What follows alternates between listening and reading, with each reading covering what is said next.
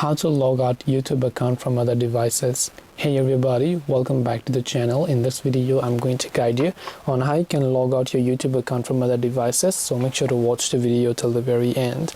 Now if you want to actually log out your YouTube account from other devices, YouTube account is a Google account, so you have to log out your Google account from other devices.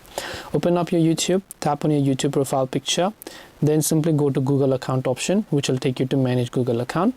From there, simply go to the security tab. From the security tab, simply scroll down to your devices, then tap on manage all devices. Then under manage all devices, you will see all the devices that are currently logged into your Google account here.